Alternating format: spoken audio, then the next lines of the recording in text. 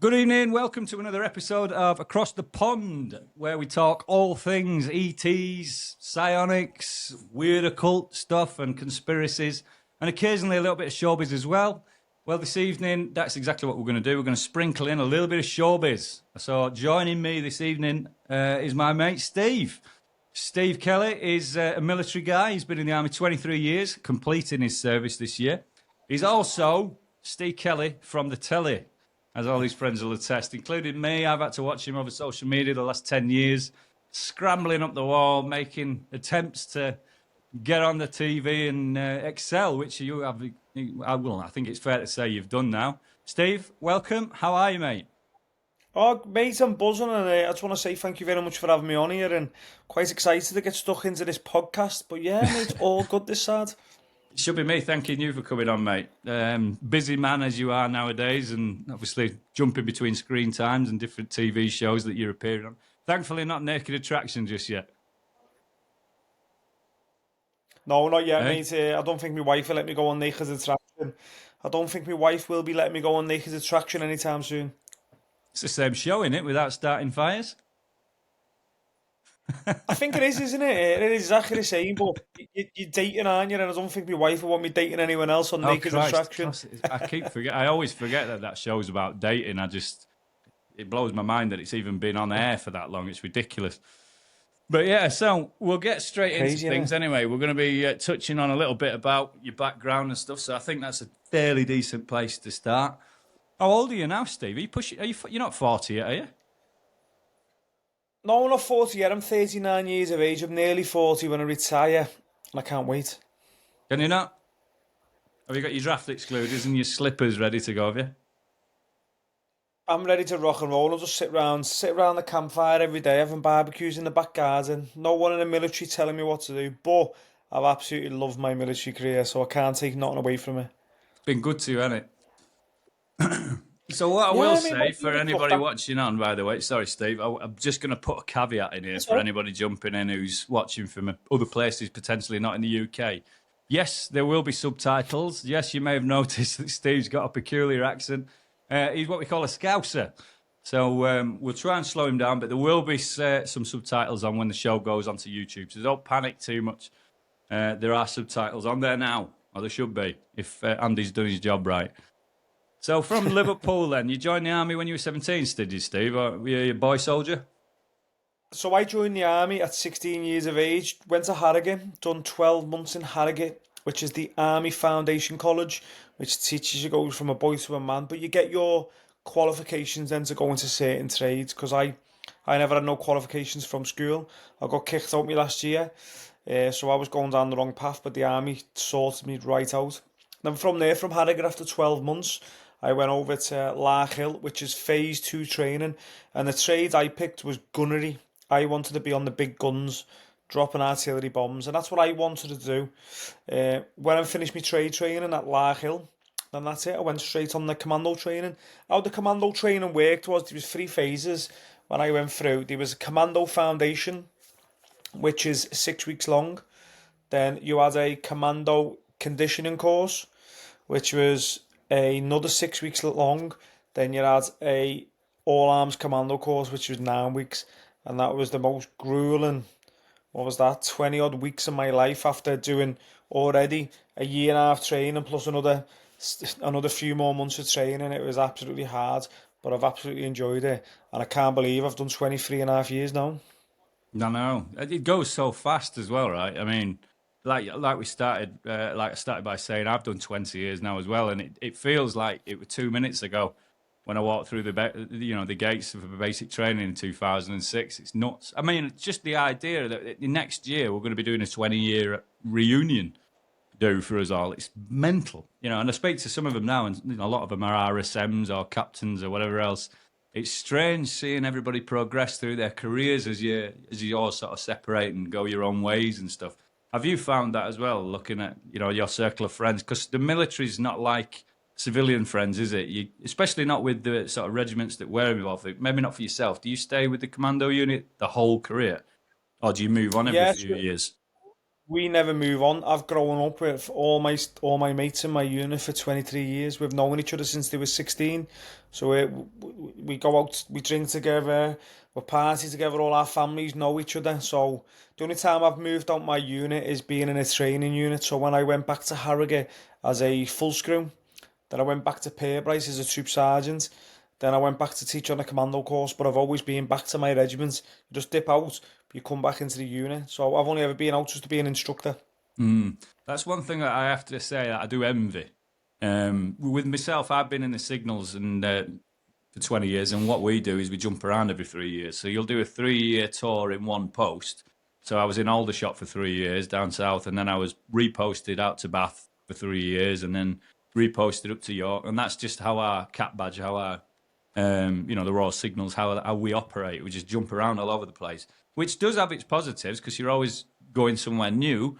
But the negatives are, you're meeting new friends and starting again essentially every 3 years. So I do envy you for that, and it must be. And I did, I've worked with a lot of the infantry units, and they said the same things. And they grow up together essentially, and they go through the Yeah. entire careers. But I'd much prefer it that way around. I think. Is that something you'd prefer it this way round, or? Do you know Looking what? back on it, you don't regret joining the artillery in any way, do you? No, I don't regret it, mate. And we're in such a niche unit. So in my regiment, it's not like any other unit. We're the most diverse unit in the British Army. We're funded by the Navy, but we're an army cap badge. It's weird how we work. We don't get any funding from the army. I go on parade in the mornings, and on parade I've got Navy, Marines, RAF. It's such a diverse because our regiment specialise in joint fires. So we are the joint fires unit for Free Commander Brigade. So it's such a diverse unit. Everyone's doing different drills, so we don't even do drill because everyone dresses different, and we're just there to provide joint fires, whether that be air defence, whether that be mortars, whether that be artillery, whether that be fast air.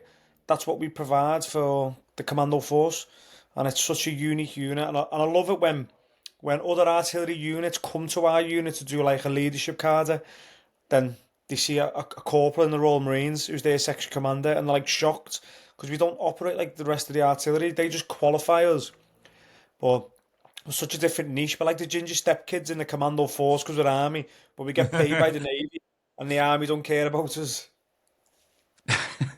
Apologies if you're watching on and you are ginger. My daughter's ginger. There we go then. There's no discrimination here. Yeah. So let me ask then. So you've been in the army 23 years. You've done the elite soldiering thing within the commandos, and you've been all over the world doing that. If you just throw out of the hat now, how many places, a few different exotic places that the army's taking you. So I've operated all over the world, whether that be deserts of war zones like Afghanistan. I've been around Oman. I've been in the Mojave Desert in California, living off the land, doing SEER training with certain special forces units. I've been in Belize. I've been in Sierra Leone in jungle environments. I've lived in snow holes in Norway. I've been in I've been all over the place, to be honest. I've been in hundreds of countries, and they're all shitholes, but it's been absolutely amazing. I've tested my skill set in all them environments, and what I'm quite proud of being a commando soldier is I've done them all. I've done jungle, desert, Arctic, mountain training, and not a lot of soldiers miss out on certain them elements, and I've managed to complete it. Which I'm happy about. The thing is, right, I'm one of those soldiers. Not that I didn't have the opportunity to go around and do these things. I just never really got that interested in a lot of the operational stuff. And, I was more fitness focused. That was my thing in the army. All I wanted to do was work in the gym and be a PTI. Yeah. That was really my thing, and I really enjoyed that. I didn't particularly enjoy the trade side of things, the comms side. I enjoyed the soldiering side, but I wouldn't have liked to have done it all the time, like the infantry Yeah. do and you lot do and whatnot, and your elite units. It's just not really for me. I got sent down on Special Forces briefing course just because I was a useless soldier in barracks. What I mean by that is I was always in trouble just because I Yeah. can't stand the mundane bullshit. Like, if there's work to be done, let's get the work done. If not, knock us off. I don't like just being stood around. Like, grown men who are trained essentially to the highest level shouldn't be just stood around twiddling their thumbs. I think it just lowers morale too much. So Oh, I've always 100%. hated that side of things, which is why they sent me down on the briefing course, because they could see that I was a good soldier, but I'm useless in barracks. I need to be doing something and be kept occupied. So they sent me down on that, and that was sort of my first taste of it. And I was only, 21, I think, at the time. And I remember sitting in the classroom on the first day, looking around, just seeing all these hairy men, like fancy kit on and Gucci boots. And I'm just there in my issued uniform thinking, what am I doing here? I'm a boy surrounded by by men here. This is nuts.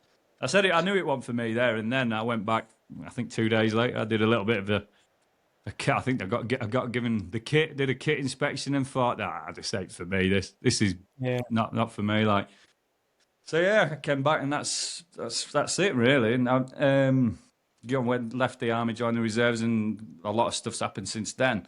Which is kind of where we met, which leads us nicely on to the next point. Like, we met, what, 10? I think it's over 10 years ago now. I Well think over 10 years ago now, yeah. I don't even remember how it came about. Whether I, in you know, introduced I myself think to it's you, because we both got into network marketing roughly around the same time, I think. Yeah, I think it was just through social media, being in the network marketing industry and being military as well. Mm. And I So think I tried to pitch it I'll as set the always. scene for how we got to network marketing. By the way, is it's a business model, and it's a way where you can work for another company, you can promote their products or services, and the company will give you a commission based on the sort of the turnover that you generate for that company, either via sales or whatever else their service is. And I got into that, I think, in the last year of my military career. I gave myself 12 months to make to match my military salary, so I didn't have to look for a job when I left. I could just go straight into the business. And it was around about that time, I'm sure, I met you. And I knew you was in the army because I'd seen in your profile. I can't remember the company you was working for. I think it was Juice Plus, actually. Were you working for Juice Plus at the Herbalife, time? I was in Herbalife. Herbalife, that's it. Yeah. Yeah. So I think you were in Herbalife at the time, and I think we tried to pitch each other. Probably did it. I think we were fairly amateurish back then. We were just Yeah, we hammering didn't know each what other we were with doing. facts and crap about each other's companies, didn't we? But we weren't getting anywhere. So I think we agreed to stay sort of connected, had a chat every now and again, sort of became online mates, as it were. And then you came up to the house, didn't you? Because we invited you up, and then you came Yeah, over and I for was the going day. up there to teach survival. I was going up to the top of Scotland, so it worked out well. So I came via yours, come and seeing you, and that's because I was travelling up north anyway. Mm. So while I've just set the scene, I've explained a little bit about network marketing. You still doing it? Yeah, I'm still doing network marketing. I've been in another company now called Live Good for the last year and a half. It's a subscription-based model. It's a lot easier to do. There's no stress of selling products. There's no stress of recruiting. And it's a subscription of £7 a month. It's been the easiest business model I've ever done in my life. So I will ask you this just for the benefit of anybody listening on. You've been with a few different network marketing companies. First of all, what is it about network marketing that allures you, or that keeps you interested for all these years? So I've been in three companies. I've done Herbalife, I've done Arix, now I'm in Live Good. I've done Herbalife for about 3 years. I've done Arix for 6 years. Now I'm in Live Good. Now what attracts me, and this is genuine, I love the business model. Now I've got my own traditional business. I've got my company called Southwest Survival, and I'm going to set the scene now to you now, Lee. My company, Southwest Survival, I've probably invested over 60, 70 grand on all the equipment I've got. I've got all the airsoft weapons, targetry, sleeping bags, gazebos, radios, generators, and my business is probably looking at 60, 70 grand I've spent in it. Now, my outgoings monthly is over £280 a month for my insurances, my websites, my marketing manager runs all my Southwest Survival social media platforms. So yeah, it's about 280 quid a month. My website hosting, me website name, licenses to where I run me events on land. Now I pay about 280 quid a month. So I've spent up to 70 grand, 280 quid a month on my survival company. Now I don't get jobs every month. I never Mm. have. I get them, but I get good jobs few and far between, which ties me over. Now, what I love about network marketing is there's no commitment. It's a couple. It depends on what company we're in. And what I love about the company I'm in now, I've got an international business from my phone for £7. Regardless, if I'm not earning through survival or doing any events, I can just share links to 8 billion people on the planet, and some of the products or services might interest someone, and that's what's always interested me. And especially now with the company we're with now, it's a subscription-based model. We're all used to paying £12 a month for Netflix, but Netflix doesn't pay you back. This is a subscription that pays £7 a month. It's a cup of coffee, and I've got an international business from my phone, and there's no hidden fees, there's no PV, and there's no sales, and that's what always lures me back to it. I've got a business from my phone, and I like that. I like that idea. Absolutely. I can echo that as well. And one thing I will say is I'm sort of impartial on this. If you are watching on, I've not got a dog in the fight, so to speak. I was involved in network marketing between 2013 and 2018, I believe, something around that. So about 5 years. And within the company that I chose to partner with, I did pretty good. Apparently, there was no other men in the UK that ever did it, but I did all right. Why did I walk away from it? I think it's just because I seen the flimsiness of it. Basically, I spent 5 years building a business the way that I didn't want to build a business, and then I wasn't shocked to see it sort of falling apart, as it were, because you know what I mean? It's one of them. If you paper over the cracks and if you cut corners, that's what happens. And I seen that happen myself. Through, I wouldn't say any fault of my own. It was just amateurish. But yeah, for 5 years I did really well. You know, I invited Steve up. He came to me. We had lived in a mansion at the time. We had our own roundabout, didn't we? Remember? Football pitch, tennis court, had everything. It was brilliant. And then the wheels came off. So what I will say is I will defend network marketing. That's not to do with the company or the business model as to why I didn't continue with it. It was just the situation that I was presented with. I needed to act fast on it. But as a business model, I can tell you now, if you are watching and network marketing is something that you've heard of before and you're thinking, oh, it's a pyramid scheme and all this, I can tell you now it's not. All right, it's not a Ponzi scheme. It's not going to rip you off. I can tell you what is going to rip you off. As the big corporations, they're the people who are ripping us off. It's not pyramid schemes or network marketing. All right, network marketing is a solid business model. It works, and as Steve alluded to, it's a very, very low barrier of entry. For you to be able to get a business for $7.99 is unheard of. I've just bought and set up my own business. Steve already mentioned it. He's started his Southwest Survival. I've put $5,000 into my business that I've just started, and that is considered cheap. Yeah, that's a very, very cheap entry into what is a business model. Yeah, what Steve's paying is practically normal. That's 70, 80 grand. That's what you're looking at, isn't it? Start a business in excess of. You know, even yours, I would say, is not that big as far as investment goes. You know, to start off a business, yeah, but that's what I mean. That's the point I'm making. To start a business, it takes a lot of money usually. So network marketing gets rid of that. So if if it is something that you are interested in or you're curious about, I would give it some time just to have a look into it. And remember, there's a lot of different companies. Just because you don't like one restaurant doesn't mean you don't go and eat out ever again, does it? You just go and find a different restaurant. And it's the same with business models. You just got to find what fits. Which I think leads us, we'll move on to the next thing. We're just revisiting the army topic. I know you said you've been around the world and you've got your survival company, which we'll go on to a little bit because there's a hell of a lot of stuff developing with that that's quite exciting. So you did the army, you did the network marketing, and that was supplement your income nicely. What the hell was it about TV and film and stuff like that that you wanted to get involved in? Because you did have your finger well and truly firmly in the commando pie and the network marketing. You're already a busy chap. What was it about TV that got you interested? So back in 2015, I got picked up because of my YouTube channel. So originally, I was meant to do Naked and Afraid, the first British person ever, back in 2015. Got Can you messaged. just let us know what Naked and Afraid is, Steve, just for those who ain't listening? So Naked and Afraid is the most extreme survival challenge on the planet put on TV. It's on Discovery Channel.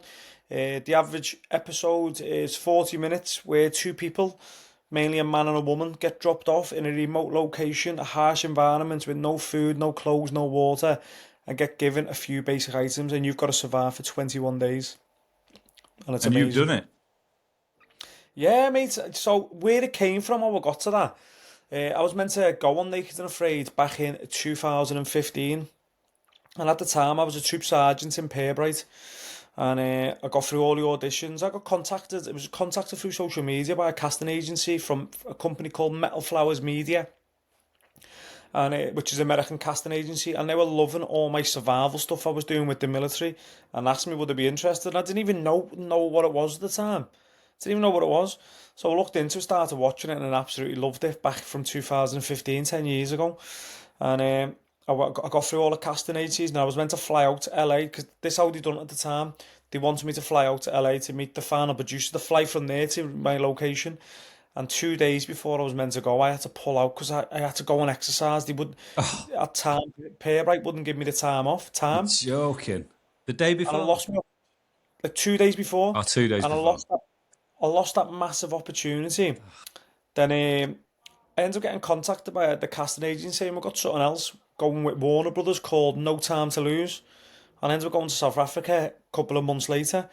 And I done a TV show called No Time to Lose, and it was probably the best adventure I've ever done in my life. I don't know if you've seen it, That was the but original Steve Kelly on the telly post, wasn't it? If I remember back all them years. yeah, mate, yeah. And I was getting thrown out of planes doing bungee jumps, and I went up there with 10 competitors, and I was fit. I was an absolute machine. They said I had my own gym years ago. I was a PTI and all that type of stuff, and a PT. I had my own little boot camps and all that. And I was fit. I was always being driven, and I went out there and I was competing against 10 athletes all over the world, and I absolutely smashed everyone. These are all athletes from America, Spain, Germany, and I was just thrashing everyone there. I weren't meant to do well. I was competing against Spartan race champions from Australia, and no one was fit enough to win me. But what it was, because the show was all about no time to lose. Imagine you now, like me and you racing, but I was well ahead of you, and then you found a 2 minute time coin in a train, you pulled it out. And that's what they all started at on the final episode, they all put their time coins on me to knock me back. But yeah, Really? that's where it all came from. Cheeky That's where it all bastards. came from. But after after missing my opportunity on Naked and Afraid, I always wanted that shot. So I What with was that particular waiting. show? You Yeah, and always I wanted want to go really back to Naked and Afraid, yeah. because I wanted to test myself as a survivalist. I know I've got the skill set. This is what I do in the military. And years Let have me gone ask you a by. Years. question, by the way. Your YouTube channel that you got picked up from, is that all survivalist stuff as well on your YouTube? That's how they Yeah, noticed you, yeah. So it's all survival yeah, stuff on there. And you've been doing yeah, that a few loads. years. I've seen some of them videos, you hanging rabbits out and stuff like that. You're always Yeah. busy, aren't you? You always get plenty of crowds down there, so you're doing well. Don't stop, mate. I don't stop, mate. I just want to keep going till I get out the military. But yeah, I was pushing for years to get back on. I wanted to do Naked and Afraid, and then Channel 4 contacted me and offered me Naked and Alone. I remember And that. That said, was recently, wasn't it? Reasonably recently. A few years ago, was yeah, it? 2 years ago? 2023. Yeah, 2023. 2023. And I went and done that with my wife. Then 2024, I was actually at the Bushcraft show. No, sorry, yeah, this was 2023. No, 2024, yeah. I was at the Bushcraft show, and there was a lad from Naked and Afraid, Jamie Frizzell, who's the Scottish lad who did it, and I'm I know chatting that away guy. to him. Yeah, the wild man. I'm chatting away to him. Me and him getting to know each other, always speaking on social media, and just chatting away to him. And I said, mate, I should, and I told him my story. I should have done that years ago. And he goes, mate, I know the producer really well. The video calls the producer, and I'm bladdered now at the Bushcraft show. And I turn around to Dave Story, the main producer, and I'll go, you get me on that show, and I'll fucking rip a bear's head off with my teeth. You haven't got back to me since 2015. Then the next day, I come back home after the weekend of the Bushcraft show. I come home and I get a message on Facebook. Are you ready? Are you ready for a call? Then the next minute I'm on a Skype call with him. And this was in May. Remember, this was the end of May when I done a Bushcraft show. June I was in the Amazon in Colombia. Yeah, That's Jesus that's all Christ. So you didn't get because I much time told to prep then? Oh, you're always no prepped. Are you one of them who's in full 24 hours notice to move all year round? all year round, mate. I'm always prepared. I walk around with barefoot shoes on all the time. I'm always making sure I've got a bit of lean weight on ready to That, go. that I meant to ask you that actually. Do you do anything in preparation for them shows? I mean, you can't just be thrown into the African bush barefoot, having not had any. You know what I mean? Like a bit of time to desensitize your feet. Like, do you know what I mean? Do many people do that kind of desensitization training before they go to these places? So I've spoke to loads of Naked and Afraiders, but you got to remember that all the legends in Naked and Afraid, they're all business owners and they get to their own bosses. And I've spoke to all them and I asked them about how they train their feet, and they all wear barefoot permanently. Now it's fucking hard walking with no shoes on. So what I have in my house, I've got like I haven't got it in my garage at the minute. So what I have a big plastic box with loads of stones in it. And all I do every night, I'd stand up on it. I was like just walking on the spot for hours, just watching telly all night. knees to That's chest like this, commitment. That's and commitment, is that, Steve? jumping, and I'd do that for hours until my feet were bleeding, mate. And bear in mind, I never had long when I went to. I never went out long when I went to Colombia. I never had long when I went somewhere else, but I'm not allowed to say much about it because Yeah, well, I'm still the. we'll keep that because there's another episode in that. I can definitely, because I feel like we'll wet everybody's whistle and get the appetites going for Naked and Afraid by the end of this. Because I love the show. I'd never heard of it before. The first time I seen anything to do with that, really, years ago, would have been like Ray Mears doing survivalist stuff on BBC Two, but that's a million miles away from Naked and Afraid and what you guys do. It's a hell of a lot more exciting, dare I say Yeah, it. Apologies, Ray, if you are watching. But it's right, though, isn't it? It's developed a lot since then, since back in the day oh, with the survivalist stuff. yeah, But what the first time I seen you was it Naked Alone, you say, yeah? yeah. Naked Now, alone. about that show, they don't blur anything out, do they? It's full British TV, British Full frontal standard, nudity. full frontal. Yeah, now I wasn't prepared for that when I seen you. I thought it would be like Naked and Afraid where they blur things out. It's a good job you went somewhere warm, mate, in Colombia, I can tell you that. Good I'm job they hung blurred like it out, isn't I'm it? hung like an ant. But where were Ant's you? got. Naked and Ant's got Alone? Was that down? That it's, was in the UK, right? In Scotland, was it, or yeah, something? we were up in Picklockery in Scotland. Picklockery, yeah, in the Cairngorms. It looked. What was it? What was that? A 2 day thing, or did they film it in a one? 3 days. And they, 3 days. It was a 3 day event running from A to B. But it's. I can tell you some stories about that. Obviously, you watched it, and if you haven't watched it, I don't want to give too much away. But I never won the race. But the reason why I never run the race because they're trying to make a TV show at the end of the day. And if you watch all the other episodes, we were the final episode to be filmed. There were 6 episodes in the season. We ended up being the premiere. So the bloke who worked in the background, the survival safety guy, was SAS. And he Hmm. was like, actually, we need to make a TV show. Not everyone's going for animals. You need to go up that hill. And it was like that all the time. You need to go that way. Oh, So really? it was Yeah. always making, yeah, run forward, chase this. Don't worry about the race. It's all about making TV. No one's going for animals. We want to see. There's a big animal up there. I was like, that's him, the bloke behind the camera. But we're going to lose. We're going to put us well behind. And he was going, we don't care. You're the only one. We know your background. I was like, sound, let's do that. And that's when you see me get the pig. And I've done so much with the pig. I was doing made an underground oven. They never showed loads of it as well. I was grilling it, frying it. I fed all the camera crew and Did you? behind the. Yeah. Yeah, they were all shocked going, you're the first survivalist. And out of all these 6 episodes, you were actually offering the crew food because I had so much of the pig. But yeah, they wanted TV. So that's when I went and got the pig and I done loads with it. But they didn't show most of it. That's what I meant to ask you actually, because I've had my toe dipped into the TV world myself. I got to the semi-finals of Yeah, Britain's Got Talent a couple of years ago, singing. So I've seen the inside of that world as well.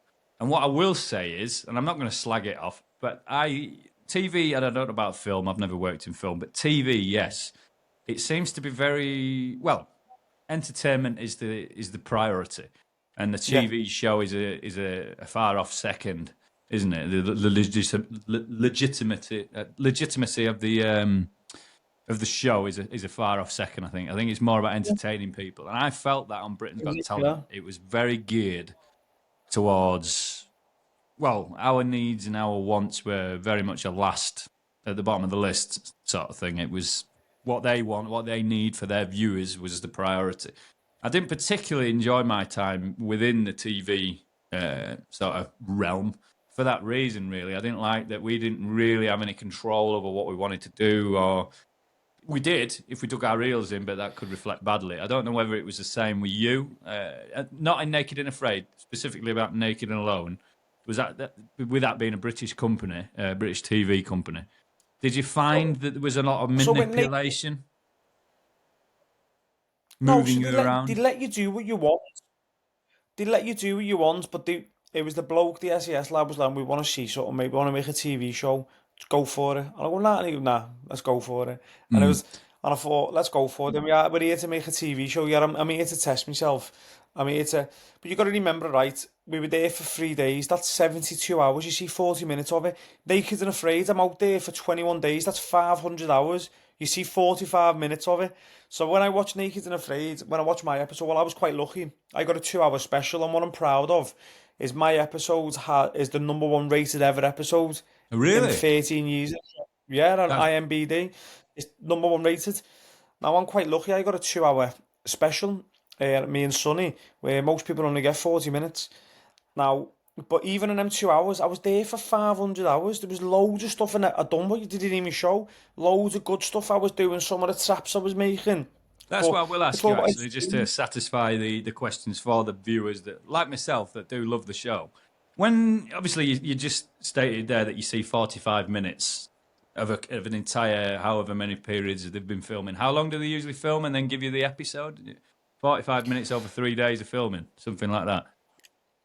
So Naked and Alone was 3 days, and you get 45 minutes. But when Naked and Afraid, they film you 24/7 Oh, they do. On Naked and Afraid, they're with you right there all the time, and then they just edit all the down time. what they've taken Yeah. as footage. All right, okay.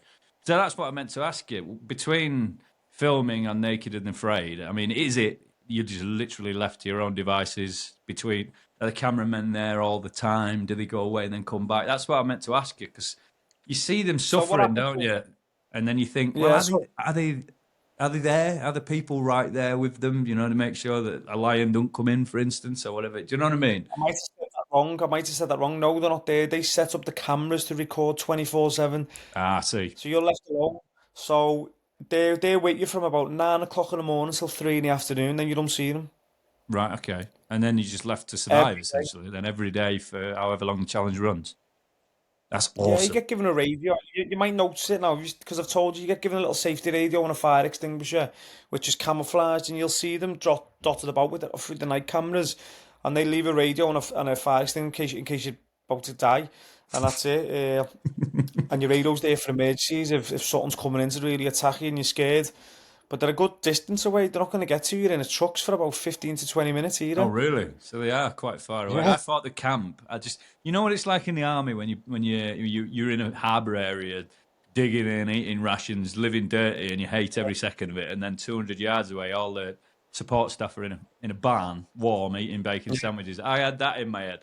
But there's no way that they're just going to be left there. Surely there's going to have a support team eating sandwiches. Nah, you don't get nothing there. So I remember when I was That's in the awesome. Amazon in Colombia going up the hills, and I'd sit on the hill and I'd look miles over all them dunes, and we were quite high. I'd go quite high, and I'd see their little campsite.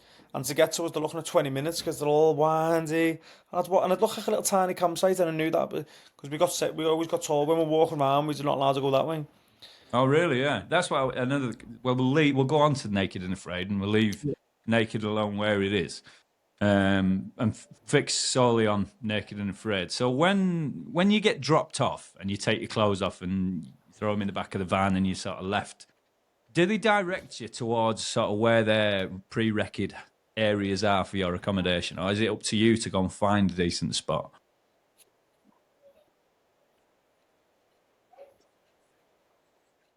So when you throw your kit in the van, you do that about 5 times because they've got to get the ang. You there? He's gone.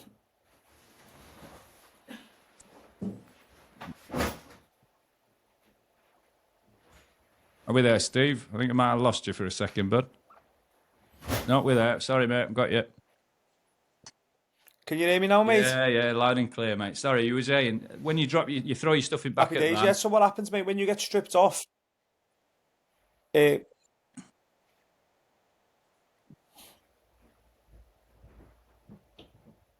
I think we're having a delay.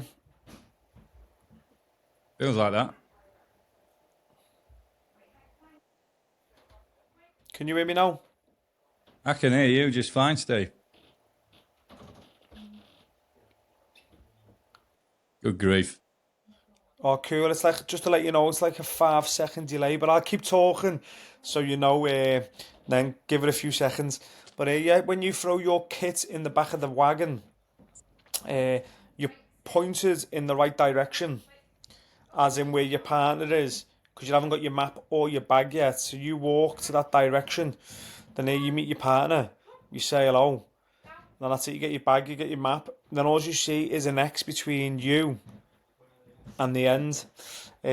And then what you've got to do then, that's down to you to navigate from A to B, and they don't say no involvement, but when you're looking at the map, you can see where you are. then you can see where your finish is in 21 days. So the goal is you need to get from A to B, nav yourself. But what you need to do as well is you need to think of water so you can camp wherever you want. They don't tell you where to go, and that's the beauty of it. That map is yours. That's your playfield. See, I love that. That's great because when you've sort of been in the TV bit and from yourself, you'll know. You think, is it set up for entertainment? So the fact that you're saying that you do genuinely just get left to your own devices is good. That makes the show very, very authentic and real. Do you know what I mean? What you're watching, you can watch it in the faith, knowing that these people really are suffering, or you guys really are in that world of pain, just trying to survive till the end. So you say you did the 21 day. That was in Colombia, right? In the Amazon, Yeah. and then you did Yeah, in the really well Amazon. on That's that. where it was, yeah. So you smashed that. It's fair to say. I watched that episode, and it didn't really look like you got out of jogging. Really, it was a steady canter for you. Is that fair to say, or is that just for the cameras? Truthfully, right, I reckon I could have done 100 days out there. I was just trying to look after my partner. I was good to go. I was eaten alive by the Oh bugs. my I was god! I was messed up by the bugs. That was tough. That was the only thing what was playing with my head. And I thought they were going to medically tap me, which you don't see on camera, Mm, around day 4, because my whole body swelled up. I They know. were I worried seen about me, it. and I'm like, I'm all right. I I'm remember all right. seeing And they it. were like, are you sure? I said, give me one more day, give me one more day, my body will go down. And I made a little bench where you see throughout the episode, my partner sitting on the bench when we're having briefs and I'm sitting on the shelter. And I made the bench and used to put my feet on it, lie on the floor and raise my feet and push all the fluid out around my body. And then they came back, done all the what's it called? Your heart checking my heart, my blood pressure, and they were like, "You're all right." I go, "You heard him sound," but inside I was hurting because it was Mm. hard to walk because of all the how much I was swelling up, and it was hard to walk on the floor. But I was just in the zone, and nothing was going to beat me because I waited 10 years to do it. So if you haven't seen this episode already, season 17 wasn't it? Episode 5 was it? Yeah, season 17, episode 5. It's a good guess. Still remembered. So if you haven't seen it, Naked and Afraid, the original one, it's not Excel or Lone Survivor or anything else like that. It's just Naked and Afraid, series 17, episode 5. You'll see Steve smashing the Colombian Amazon. Also, there was another question. Yeah, spoiler alert. If you are going to watch the episode and you don't want to have any spoilers, I'll give you a couple of seconds now, just while I'm rambling, for you to switch off or mute the screen, and I'm going to ask him the next question. On the last day, when you were walking up that hill towards your extraction point, you and obviously your partner, she was in a terrible state, wasn't she, going up the hill? Yeah. She just couldn't do it. Were you really that fatigued? Like after the 21 days, I mean, because even you were struggling, and you're a commando. Was it that bad? I was absolutely fucked, and that was like 6, 7 mile with no food. Maybe we had an iguana and a few fish, and I could have walked further and further. I would have kept on going, but that hill, it doesn't do it justice. It was massive. It Was literally, it I really? remember it right when we came to Rhodes, and I was thinking about all the episodes I've watched, and I remember before that hill, because been a man, they're cutting bits out and you're walking for hours. And I remember getting to another top of the hill, and I turn around to the producer and go, "Oh, long's left." I'm looking on the map here now, and it says we should be round here. And the producer goes, "Just another hill." And then I get over the hill, the brow of the hill, and I'm seeing a road, and I'm thinking, "It's got to be that." Look up him, not that one. Down, and it was that second big hill, and I was like, "Oh," and it was hard. It was hard because I was hungry. All I needed was a little chicken burger, and I would have went on for another month.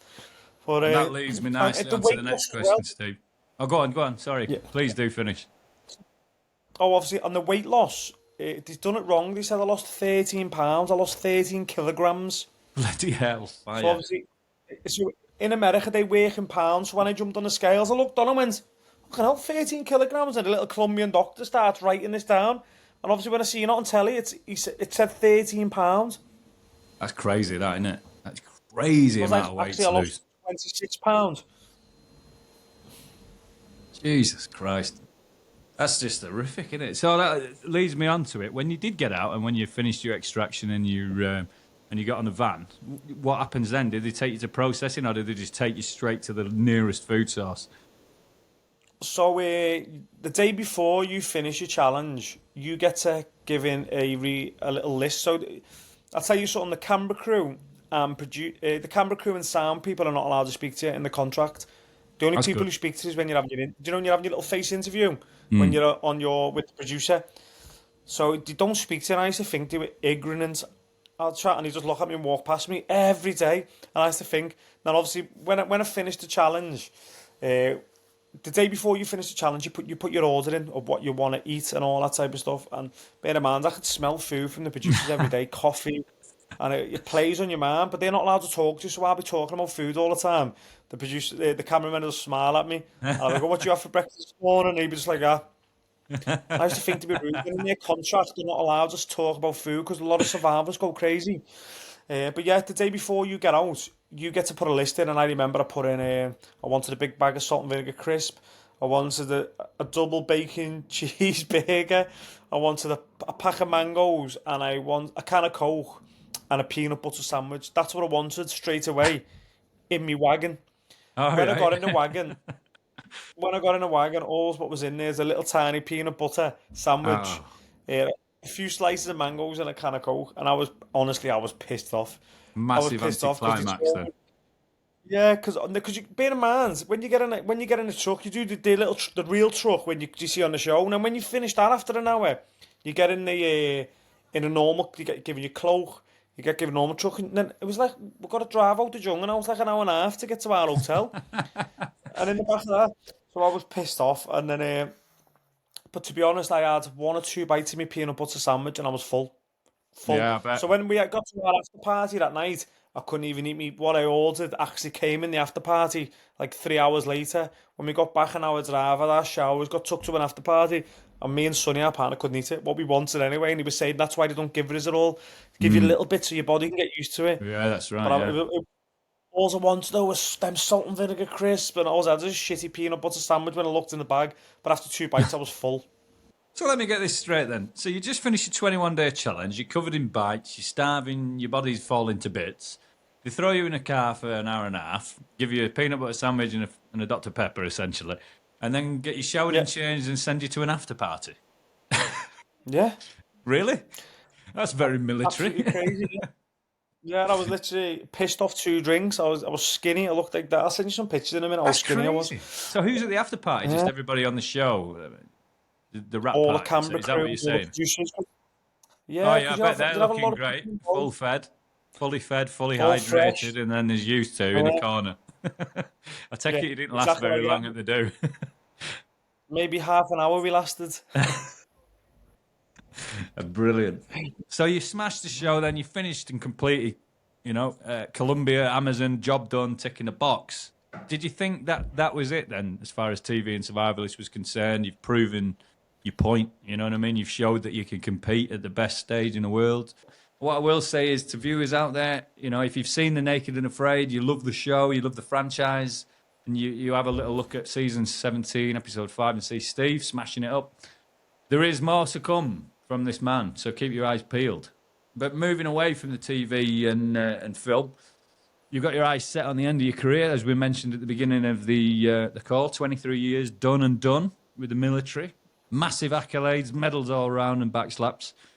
Mm. Next, what are you moving on to? What's after the military? So the last 10 years I've been building my company, which we spoke about before, Southwest Survival. Now I'm well established in Plymouth now. I've got some good contracts with schools, ready to go into schools full time as of September, which is great. But what else I've launched? I've launched a sister company. I've bought a domain, registered in company's house, and it's a subsidiary of Southwest Survival, and it's called Commando Expeditions. So the reason why I've launched Commando Expeditions is Southwest Survival is it's mainly for kids, and it's based in the Southwest. Now I get a lot of people and corporate companies who contact me asking do I travel, and I do. But what made me think is there's companies asking me do I travel. How many companies haven't asked me if I travel and just seen Southwest Survival and haven't booked me? So yeah, I've launched Commando Expeditions. The site's still under construction right now, but it's going to have military style themed expeditions. So for example, if you were to book on a survival event with me, a Naked and Afraid themed survival event, it's going to be Mhm. called Operation Bare Bones. So, but I'm going to give you shorts and t-shirt, but minimal kit. If you come on an expedition with me to Sweden, which we're doing in February, It's going to be called Operation Arctic Reverence. We're doing a jungle event in Indonesia. I've already got that linked up with that. That'll be launching next year. It's going to be called Operation Under the Canopy. So it's going to be all military disciplines themed commando expeditions, and I'm excited to start going. And you'll see me first event, Operation Barebones, probably around August time this year, and I'm excited. Sounds good. And is that for your sort of your seasoned pros, your seasoned hardened survivalists to get on the commando tours, or is it going to be start from the ground up, your basics and moving through? Yeah, mate, it's going to be for basics. It's going to be for anyone. We will tailor it to anyone with a military theme, any fitness levels. We've done our recce's in Sweden. Me and the team went to Sweden. You might have seen some of my posts. We went to Sweden, France, Yeah, it looked like a and we great done all time. the recce's. Look It cold. was amazing, mate. So we know what we're going to do. It was freezing, but we know what we're going to do, and we're just going to put just a military spin on it, showing people a bit of the tactical elements, what soldiers go through in a jungle, what soldiers go through in deserts, what soldiers go through in the Arctic environment. We're not hammering them like you're in the military, but we're going to show them types of stuff, what commando lads put themselves through. And that's what people are going to book on, commando expeditions. Sure, sure. And then, say for instance, if me and my missus wanted to jump on, do you have to come as a group? Do I have to bring a group with me, or can I just come on as a pair, or even a single? But you come on as your own, so we'll be putting events on. So you'll see on the website, with Commando Expeditions, we're launching Operation Under the Canopy in Indonesia. It's going to be a Great. 14-day expedition. If you want to book on, there's 10 spaces, here's your space. And that's Brilliant. it. Perfect. Nice and easy then. That was going to be Yeah. my question. You say, just wanted to know if it was a group booking thing or whether Mrs. isn't, and husbands can come away for the weekend or come away for a 2 week trip, however long it is. Have you got a specific sort of time length in place for these excursions, or is it just case by case? Is So it two yeah, weeks, 3 weeks? Our Sweden expedition is always going to be 7 days. The Indonesia one, we're still looking at that, yeah, between 10 and 14. But we've got to look at cost because it's not expensive over there, but the flights are. Whereas you've got to look at Sweden, it's expensive over there, but the flights are cheap. We can get a return flight to Sweden for £180 to where we need to go. But to be over there, just to start our event before we earn profit, it's like over 2 grand when we're paying the staff. You're ordering reindeers in. You've got to get licenses to ice fish. Then we need to put cost on top of that to pay me instructors to teach over there. So it is lengthy, but that's why expeditions are expensive from the UK. But we want to keep all our expeditions around 2.5 grand, depending if it's 7 days, depending if it's 14. Uh, but we want to try and keep them seeing 2.5 to 3 grand for an expedition. That's what we're going to. Obviously, we're going to be a lot cheaper than most of the companies in the UK. Well, I remember years ago, I used to work as a PT in a boot camp in Marbella and South Wales. And then the company used to hire these incredibly fancy mansions or beautiful villas. And these women that had come on, it was a women's only thing, but you'd vary in fitness levels from somebody training for a marathon to somebody who's just getting off the sofa. And it was our job to sort of tailor the fitness around it. But what I remember vividly is that these people were paying £1,500 for the week. And this is I Wow. want, getting on for 20. It's getting on for 20 years ago now. So 1,500 quid for a week back then was even more than it is now. Yeah, about three and a half Astronomical. grand now. So it shocked me that people have the money to pay for these things. Whereas what you're just saying there, that is more than a jump ahead of a fancy mansion in Wales or a villa in Marbella. What you're providing for that kind of money is second to none, really, isn't it? I mean, you can't get them sort of 100%. We don't walk experiences. away with a lot. Mate, we don't walk away with a lot, but what did you walk away with is a holiday. That's Yeah, what well, I'm there's that walking and away with. doing Yeah, what you love, right? yeah, and that's it. And as long as I've got a couple of 100 quid in the back pocket to pay the instructors and cover some of my bills for all my time and effort and insurance, and I'm owning that risk. And I'm owning risk, and people don't understand when it comes to business like this. I'm owning the risk, which is scary, but I'm ready to go all in with Commando Expeditions and Southwest Survival, and really excited for it. So, as the naked and afraid television frontman, the expert, are you going to be the frontman of the company? I.e., are you going to be delivering the lessons yourself, or are you going to be sort of out getting a team of highly, qualified instructors in to do the job for you? Are you going to be the face of it, or are you going to be on the ground getting stuck in? I'm going to be on the ground running. I've got a team as well. I've got a team ready to rock and roll with me. But I'll be on the ground, and it's my baby. So we've got a real Southwest Survival and opportunity here, Commando haven't we? Expeditions. So anybody Yeah, who's 100%. watching in who is interested in this thing, you've got a real chance to go and do a cool excursion with somebody who genuinely knows what they're talking about. They've walked the walk, talked the talk, and now sort of handing on that information and showing other people. So I think it's a brilliant opportunity. I seen it the other day on Facebook, and I thought that's a good idea. It's a really good idea. Now, what I will say is the other two chaps can't defend themselves, but if they were on here, I would have said it anyway. I'd suggest me, Andy, and Stein coming down. Stein's a Dutch chap from, well, obviously from the Netherlands, but he's a million miles away from anything that me and you've ever done, and especially yourself. So that would be interesting to see him put through his paces in the survival situation. So maybe I'll put it to Andy and Stein and see if we can come down and have a day at Southwest Survival, make a bit of a vlog and put it on the podcast. Mate, I could do Operation Bare Bones with you, mate. I could do Operation Bare Bones for free, of course. I don't need your t-shirt and your shorts. For the animals. You can keep your as long as t-shirt you and cover the shorts, cost. Steve. I'm going full in, mate. I'll come out. I'll bear it all for you. Mate, if you want to do it then as a podcast, that offer's there. It'd be good. It'd be good. I'd be interested to see what Stein and Andy would be like because they're not military in any way. So it'd be interesting to see how quickly their wheels fell off. But anyway, Steve, thanks a lot for coming on today, mate. What I will do is finish off by again thanking you again and saying, there's a lot of stuff coming down the pipeline of Steve Kelly and his future. So what I will say is, where can people find you? What's the best way to get hold of you and watch the journey unfold? So I'm on all the socials as survival_Steve, whether that be Instagram, Snapchat, Twitter, TikTok, survival_Steve, Facebook.